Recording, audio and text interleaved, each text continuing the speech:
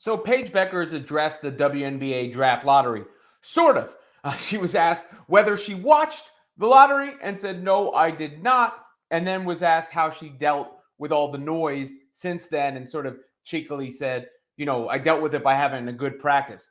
You remember, she's still at UConn. She's still in college. And yeah, she's on the older side of college, but 23 years old is not that old. And it is a lot to put on the shoulders of a young athlete. Sometimes I think we forget this.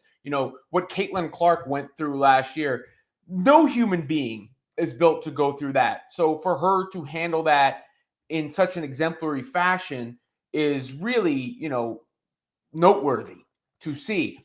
Paige is going to get some of that. It won't be to the same extent, but more so than your average player, right? Or your average player trying to go into the WNBA. So she has to realize how to deal with it and deal with it in her own way, in a way that stays true to herself. And of course, doesn't upset the goals of her current team, which is to win a national championship at UConn. Here were the comments from Paige Bueckers. Of course, it's a big week at UConn because Gino Auriemma is about to break the all-time wins record there. And there's going to be a massive gathering of Huskies to watch, former Huskies to watch. But here were the first comments from Bueckers post and WNBA Draft Lottery. Paige, did you watch the draft lottery over the weekend? No, I did not. No. How did you, I'm sure you saw the results. I know you're probably focused in on the season, but how have you just, dealt with I don't want to say WNBA distractions, but WNBA conversation and in terms of how you fit into it and everything? I think I mostly dealt with it by focusing on having great practice today. So that's about it. Looks like that audio or the video was from UConn's Women's Basketball Weekly. And look, there were reports that Paige was not happy that the Wings won the lottery, that she was thinking about LA. You could get that, living out in LA, a young woman with her finances, what they're sure to be, not off the WNBA salary, but everything else. We saw she's got a Panini deal now. She's got a Nike deal. I think she signed to Unrivaled. She's got NIL deals. Paige is doing just fine. And that would have been a lifestyle to live. Team up with Cameron Brink, Rakia Jackson out there. Nonetheless, it's a good situation in Dallas, I believe, next to Arike Ogunbowale. And the greats make it work wherever they are, right? I get it that LeBron James had ties to the Cleveland area, but it didn't matter that he was in Cleveland. He elevated them. Didn't matter that Caitlin Clark was in Indiana. She elevated them. But you also, not everybody's going to handle anything perfectly. And I don't think Paige said anything wrong there, mind you. There are people reading into her facial expressions or her tone or any of that.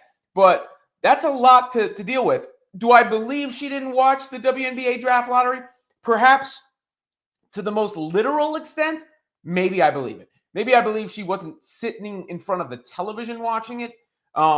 Do I believe she wasn't following it? No, unless that was her actual plan. I could see that being a plan of attack from a mental health standpoint to say, I know what time it is. I'm going to be away from my devices and everything during that time. And I'm just going to, deal with it as it comes rather than being stressed out or anxious in the moment. Because that is a very big moment. She knows she's going to be the number one pick. She knows she, I'm sure, has a preference, and there's nothing wrong with her having a preference. Now, if it were me, would I watch? Yeah. Do I think she either was following her intently or watching but didn't want to give away? By saying she didn't watch, she then doesn't have to answer the question about her reaction, right? Because that would be the natural follow-up. Oh, did you watch? Yeah. Oh, what was your reaction when it went down? This way, she doesn't have to answer that. And then, of course, she did the right thing, trying to shift the focus back to what she's doing with her current team. But you got to remember, these scrums, and I've been in them, I know what it's like. And obviously, look what I'm doing right now. I'm taking a little piece of what she said and, extrapolating meaning and pontificating about it for an extended period of time. That's not easy to deal with. And it's why I believe I saw Paige said she was working with a sports psychology coach, a mental health coach.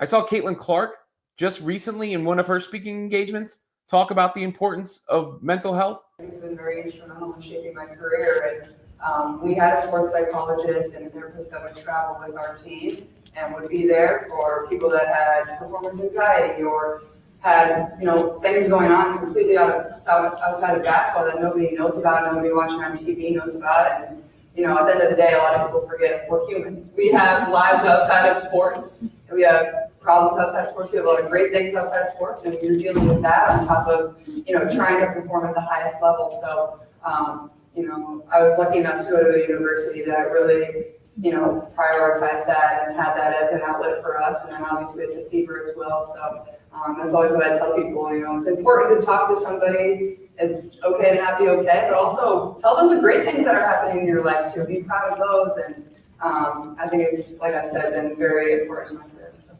I think that's the most significant thing about Caitlin's approach in that extent is she seems totally comfortable with herself. And that's a hard thing to get to too. Look, I have a bit. I used to do a running bit on the radio. My life is a long-standing battle or a constant battle between extreme confidence and deep-set insecurities. Because we all have that voice sometimes that's gnawing at us or saying you're not good enough or worrying about what might be behind door number 2. And that's difficult. Like, I've learned, I do yoga and breathing exercises. I've had to conquer some things in my personal life to get to a better state. I think what I'm doing now professionally has helped me from a confidence standpoint because I've done it on my own, but I'm twice their age. So I get it, and how that could be a tough journey. And also I try to remind myself when I'm covering these things to handle it with care because of that. And when you're coaching athletics, confidence is so important. Aside from managing everything and trying to make sure you say the right things and don't wind up in the headlines for the wrong reasons, even out on the court or the field to perform, you need to be confident. We see people lose it. Ben Simmons is afraid of the basket. He was an all-star. Now he's afraid of the basket. These things can happen. We've seen the yips, Chuck Knobloch in the past. I even have to tell my daughter, I'm about to coach her in basketball. Ronnie, because she's worried she's, smaller, she's still young, and she hasn't really shot on a 10-foot rim. I have to remind her, you made yourself,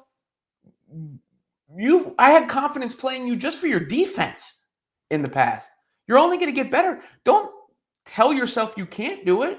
Tell yourself you can do it because I'm telling you can do it. If I'm telling you can do it, I'm not lying to you, right? And, it's just, even the Haley Van Lith video I did the other day, or the video you all saw, just that change in messaging and confidence. Look what it's done for her to the point where she's overwhelmed with emotion. So it's going to be a long journey for Paige Bueckers. It's going to be a rewarding one, no question. But, there's a lot to deal with too.